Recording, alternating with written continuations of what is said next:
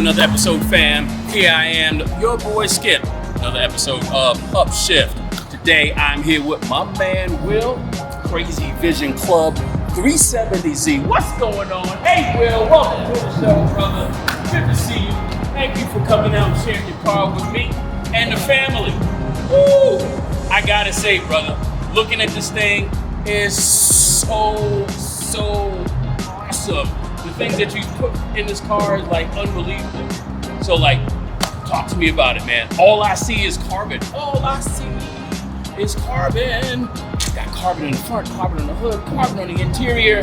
This thing is amazing, brother. Like, how did you start this? I started this, 3 years ago. A friend of mine left me the car, named David Desaglio. Okay.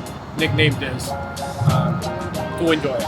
So I've been dedicating it to him. So I've been building it. Hopefully he's looking it down and smiling up there. Yes, sir. I'm sure he is smiling. He's like, you took that stock car and you have done some amazing things. So, what's your favorite part of the car? Favorite part of the car? Drive. Okay, yeah, that's what I'm talking about. It's the drive, but I mean, like how it looks. Like, what's your favorite thing that you've done to the car? The favorite thing is, taking a car that nobody has done, and changing it completely and getting that people breaking necks looking at it. Okay. Sometimes we talk about breaking angles, we talk about breaking necks. Like, this is a neck breaker.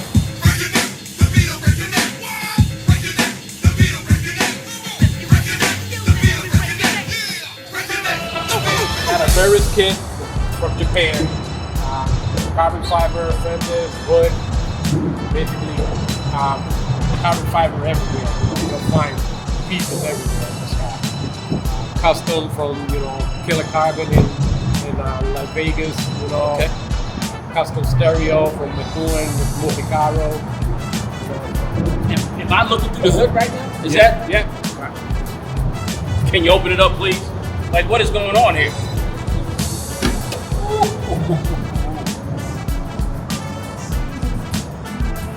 There's carbon on the outside and carbon on the inside. That's a thing of beauty. It's stock motor with only changes cool air intake and custom exhaust. Army Tricks custom exhaust. And covers for the battery cover, engine cover, all in carbon. And a little dress up, to make it stand out. That's a thing of beauty, brother. Love what you've done with this. When you go to shows, they don't only want to see what's on the outside, they want to see what's on the inside. And you certainly paid some attention to detail. Yeah, car shows is a point system, so you get points for everything that you have in your car. Interior, exterior, engine bay, cleanliness, that's what you look at when you're at a competition. Yes, sir. Yes, sir. So, if you got something up front, you got junk in the trunk? Oh yeah. Let's take it out.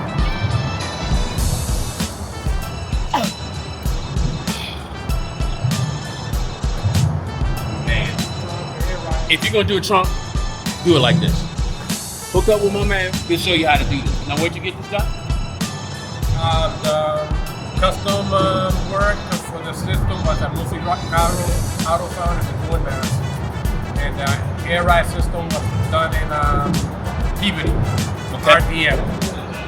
All my custom installing my air ride system. That's a beautiful system, brother. That is gorgeous. That is gorgeous. Now you were telling me about something, exhaust, right? Yeah. You got exhaust on here. Yeah, exhaust is, Army Tricks, Beltronic, this is, has a silencer, to be quiet in certain areas, if you want to make noise and stuff. Do it on and off. See, now there's a man that's been thoughtful. I got a loud exhaust, but I don't want my neighbors to know about it, so they don't kick me out of the neighborhood. But when I'm out, it's all flat. Talk about that. Let's go. Let's hit the road.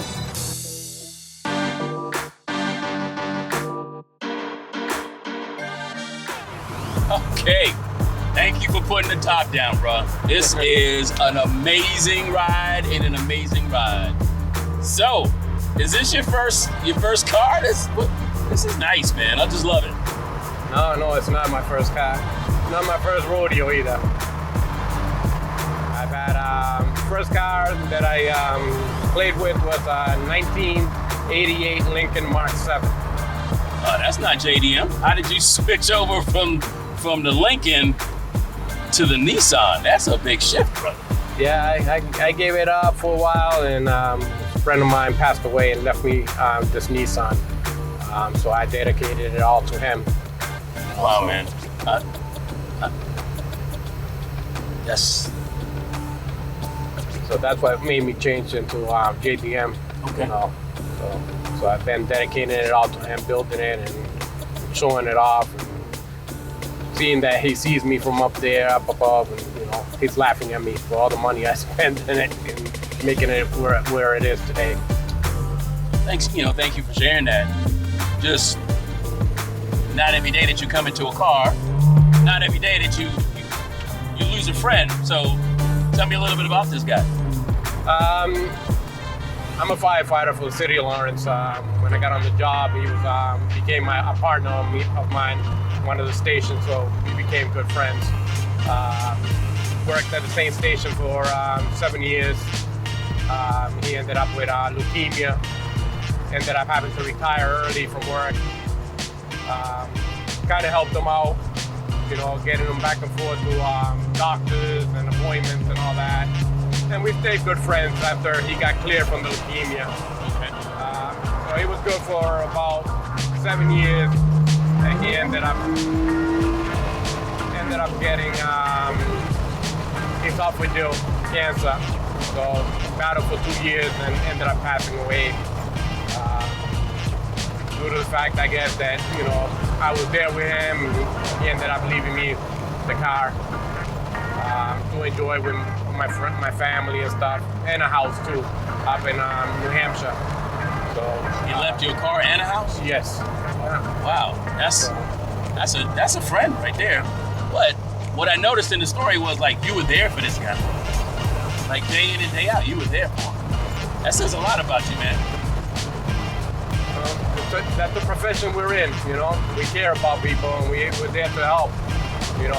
And we're not looking at anything in return.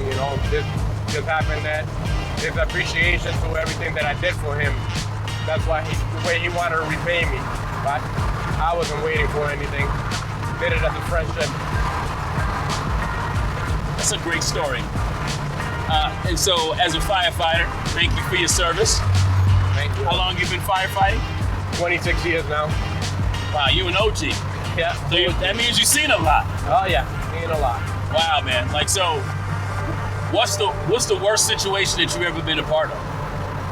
Worst situation I've been part of is seeing a dead body, baby, in a building that burns and stuff. So that would be my worst situation I've been in. Having to witness that. Nothing prepares you for that. No, it doesn't.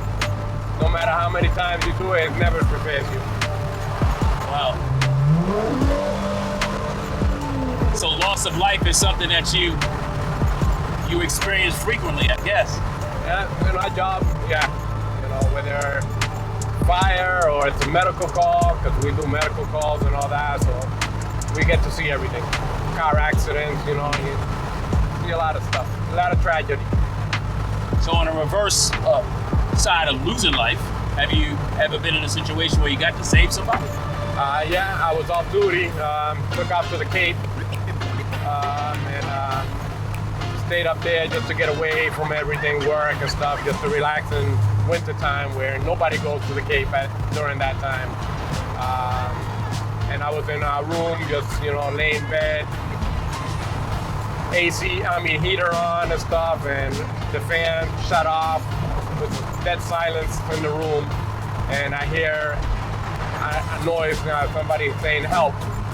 I paused for a second and I heard it again, went outside, and there was a guy inside the water, ocean. I guess he slipped into salting his boat to take out, and slipped right into the water, couldn't get out. Screaming for help. So my job, prepares me for a situation off of work, that I was able to proceed and, take everything quick and react to it. I was able to get somebody to follow me from the main office. We ran over, we were able to pull him out the water. But that person from the office went and called 911. I jumped in the boat, got all the rags that I could get, jumped off on the deck, took his shoes off, socks, tried to warm him up until, that 911 showed up. Ambulance, PD, fire department all showed up and took care of him. Always on duty. Always on duty. 24/7.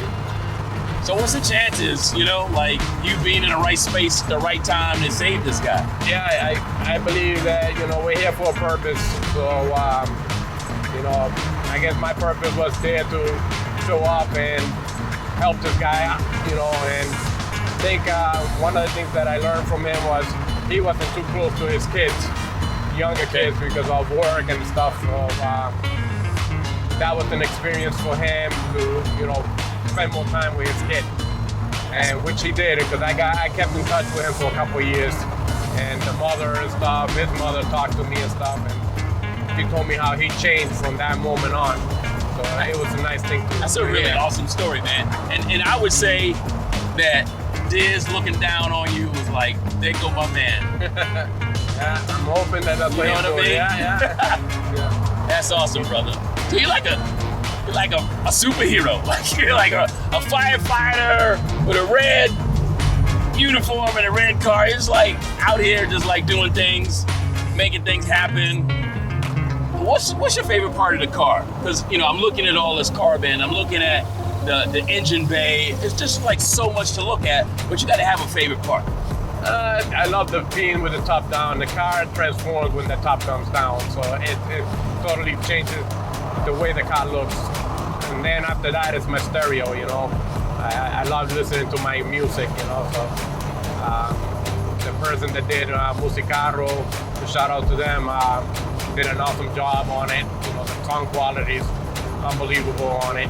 So, and it's just a beautiful ride, just to be able to, get fresh air, instead of being all locked up in with the AC in the car, and during this beautiful weather that we have. I feel you, bro. I feel you. And I also feel the nice wind, the fresh breeze, the sunshine. It's got it. It's got it all. Right? It's got the looks, it's got the sound, it's got the feel, it's got the vibe. Is this a daily for you, or is it just, I know you're riding me around here. Yeah, and I appreciate it, but is this a show car or? I try to daily it all summer long, but I do more shows. I go to different car meets and car shows.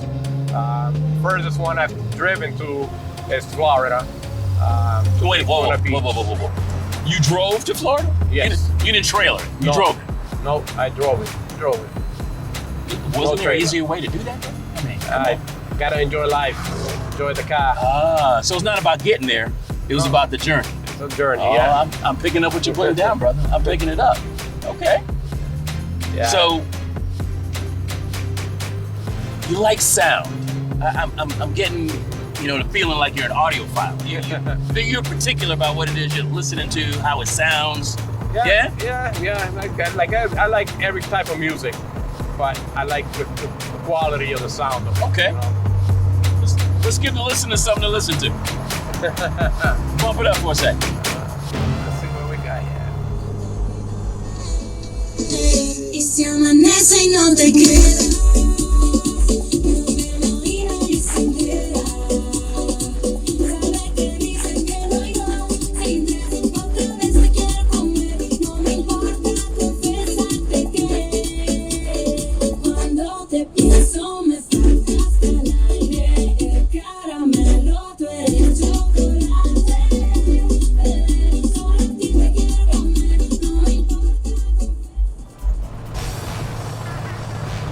All by myself, man. I was feeling that like all through my entire body. Like it just wasn't like, like sometimes you just like feel it in your chest. I felt it in my toes, man. It was like massage. Oh my God. Instead of sound massage. I love it. Oh wow. So journey, like where are you on your life journey, man? Like, you got a bucket list item? Like, you got anything like you just got to do? That I gotta do, you know, basically be healthy, retire, and be able to travel. That's my bucket list. I want to just be able to go sightseeing, go to different places, just see the world, and enjoy every moment with the family. You know. Now you were telling me you were going to Puerto Rico, right? Yes, I'm going to Puerto Rico in 2 weeks. Yeah. San Juan or? I'm going all over the island. San Juan, Puerto Rico, but I'm going all over. I travel all that island. I explore all the time, you know. Okay. Find new places, new destinations. Is that home for you? That's home to me, yeah. Okay. Home to me, yeah. Love it, love it. Love traveling. Yeah. So, life journey. Where does faith fit in it with that? Faith fits is, you know, like I said, I believe in God and stuff, and I believe that we're all here for a purpose, you know, and some of us we're here longer than others. I think that once we finish our purpose, that's when we go.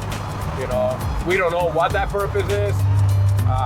You know, I've seen too many tragedies, and I've seen accidents and things that you'll be, you know, like say, hey, this guy survived it.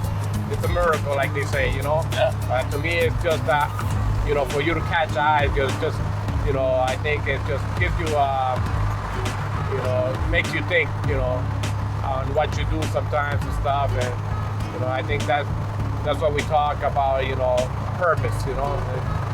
You're giving me an example of what could happen to me or, you know, something like that, you know. When I think of purpose, I think of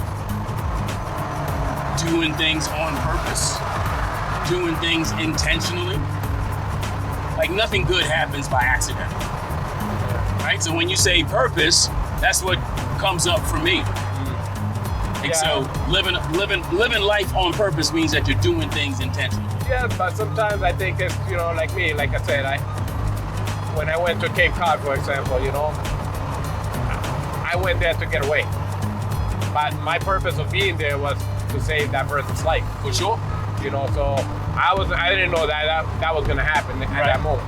That was my purpose that day, was to take care of that person. You know, and as I say, like I said before, you know, and to give him, you know, life to go about, you know, how he treats his kids, you know, and be more closer to his kids and stuff, you know. That's a beautiful gift. Yeah. And I'm glad you had the opportunity to do that. Most people either don't ever get that chance to impact another person's life like that, or they miss it, right? But when you live life on purpose, you're ready or not, right? This is like, whatever's gonna happen today, I'm ready for it, because I understand that I'm here to accomplish something. Yeah, so like I said, I live freely. I go about my day, you know, like whatever happens, you know.